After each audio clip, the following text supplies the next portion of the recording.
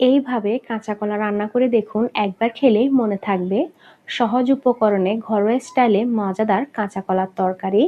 আমি এখানে 6টা কলা নিয়েছি আর কলাগুলোকে খোসা ছাড়িয়ে নিচ্ছি। এরপর আমি এগুলোকে বড় বড় করে টুকরা করে পানির মধ্যে ভিজিয়ে রাখবো।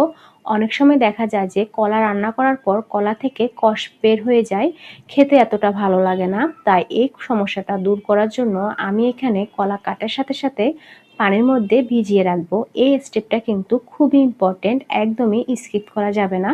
আমি প্রতিটা কলা কাটবো আর পানির মধ্যে ভিজিয়ে রাখবো।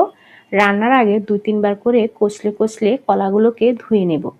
এখন আমি চুলায় একটা প্যান বসিয়ে দিয়েছি আর দিয়ে দিচ্ছি 2 টেবিল চামচের মতো সয়াবিন তেল। এখন এগুলোকে একটু গরম করে নেব। গরম হয়ে আসলে এর মধ্যে দিয়ে দিচ্ছি পেঁয়াজ কুচি, কাঁচামরিচ কুচি, হাফ কাপ পরিমাণ চিংড়ি মাছ, 1 চা চামচ রসুন বাটা, সামান্য একটু পানি দিয়ে দিচ্ছি। এখন দিয়ে দিব হাফ চা চামচ হলুদের গুঁড়া আর দিয়ে দিব হাফ চা চামচ পরিমাণ লবণ। এখন এগুলোকে ভালো করে কষিয়ে নিব। আমি প্রায় 7-8 মিনিটের মতো কষিয়ে নিয়েছি। এতে করে মশলার মধ্যে যে কাঁচা গন্ধ আছে সেটা দূর হয়ে যাবে। একটা ঢাকনা দিয়ে ঢেকে 7-8 মিনিট পর্যন্ত এটাকে আমি এখন কষিয়ে নিব। মশলাটা কষানো শেষ হয়ে গেলে এর মধ্যে আমি কলাগুলোকে দিয়ে দিচ্ছি। এগুলোকে আমি 3-4 বার ভালো করে কচলিয়ে কচলিয়ে ধুয়ে নিয়েছি। এতে করে যে এক্সট্রা কষ আছে সেগুলো চলে গিয়েছে। এখন আমি এগুলোকে মশলার সাথে দিয়ে কিছুক্ষণ কষিয়ে নিব। প্রায় 5-6 মিনিটের মতন এগুলোকে আমি কষিয়ে নিচ্ছি, চুলার আঁচ মিডিয়াম টু হাই রেখে। কলা কিন্তু বিভিন্নভাবে রান্না করা যায়। আজকে আমি একদম কম উপকরণে খুবই সিম্পলভাবে রান্না করছি, কিন্তু এটা খেতে ভীষণ মজা হয়। এখন আমি একটা ঢাকনা দিয়ে এগুলোকে কষিয়ে নিয়েছি।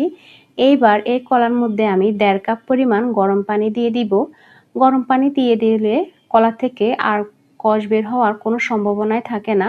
আপনারা যারা নতুন রাঁধুনি আছেন তারা এই টিপসগুলো ফলো করবেন। এখন আমি চুলার হিট বাড়িয়ে দিয়ে এই কলাগুলোকে ঢাকনা দিয়ে সিদ্ধ হওয়া পর্যন্ত রান্না করে নেব।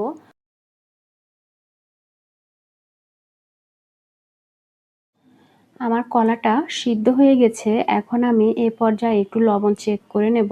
আপনাদের যদি এই পর্যায়ে একটু লবণ লাগে তাহলে দিয়ে দিবেন। আমার এখানে লবণ লাগেনি, একদম পারফেক্ট হয়েছে। এখন আমি এর মধ্যে বেশি করে ধনিয়া পাতা কুচি দিয়ে দিচ্ছি। তারপর আমি এগুলোকে নামিয়ে পেঁয়াজ রসুন দিয়ে বাগার করে নেব। পেঁয়াজ রসুনের বাগার দিলে কলা কিন্তু খুবই মজা হয়। দেখতেই পাচ্ছেন কলার কালারটা কিন্তু খুবই সুন্দর হয়েছে আর এতে কিন্তু একদমই কষ হয়নি। আমি আপনাদেরকে একটু দেখিয়ে দিচ্ছি, এই যে একদমই কষ হয়নি। এটা খেতে খুবই মজা হয়েছে। আপনারা যারা নতুন রাঁধুনি আছেন তারা আমার এই টিপসগুলো ফলো করে রান্না করলে কিন্তু কলা থেকে একদমই কষ বের হবে না। ভিডিওটা ভালো লাগলে একটা লাইক দিবেন। ধন্যবাদ।